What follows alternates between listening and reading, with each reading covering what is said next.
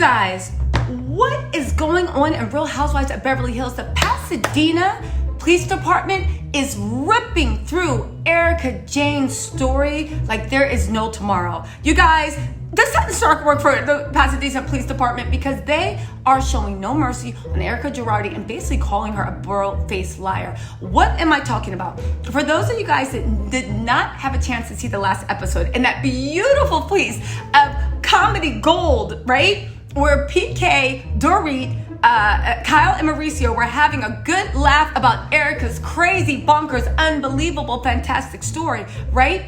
You will know that she said on that episode, Tom's house was broken into, right? I'm actually reading from the transcript. And he confronted the burglar and then he had to go have eye surgery.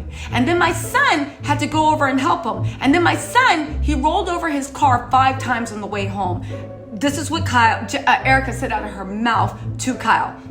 I got a call at 3 a.m, but I didn't get in until 6 from the Pasadena Police Department that Tom's home had been broken into. He confronted the burglar, then he had to go to the hospital and then have some sort of surgery. I don't even know really, right?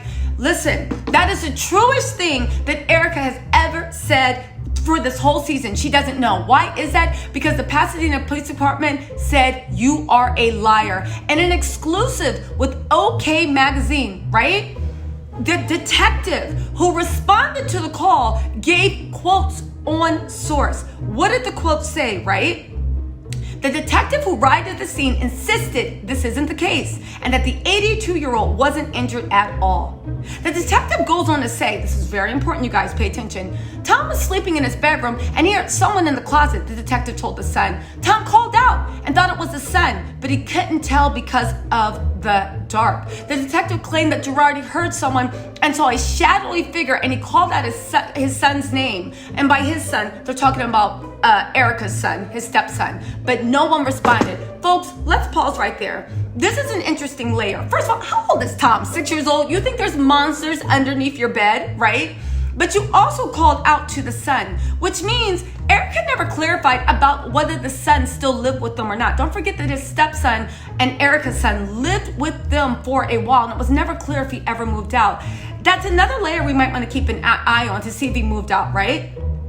Now, the detective claimed that Girardi heard someone and saw a shadowy figure and he responded. He called out the son's name. We already went through that and no one responded. Tom showed me where he believed some cufflinks were taken. They were missing from the closet. He literally called them in to show them cufflinks that were missing from the closet, he believed. You guys, quick question. Does this sound like somebody that might have dementia or Alzheimer, that you remember every single cufflink you have, and when you look through, you can ascertain that somebody took one pair of cufflinks?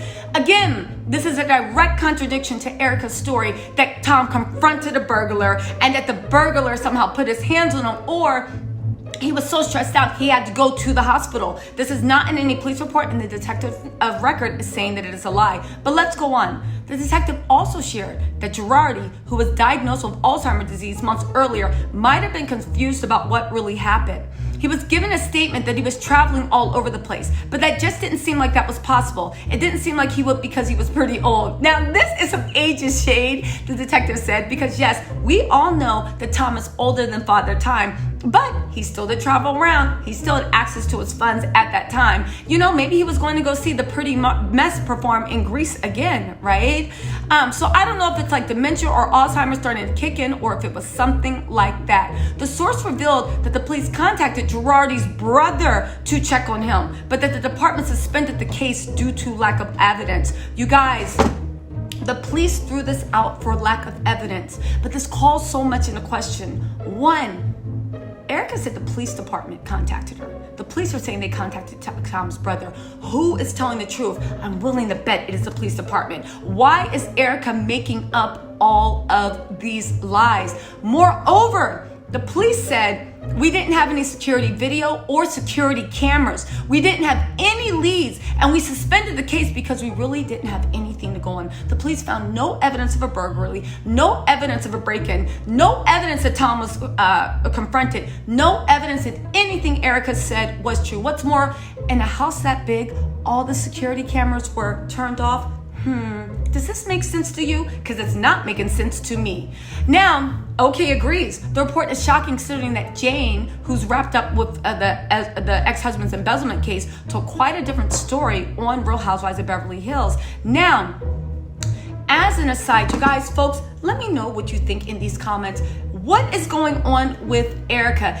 Again, I think that this is purely made up and that Tom called the police to make a ruse of a story because they're trying to look like there is Alzheimer's. Nobody.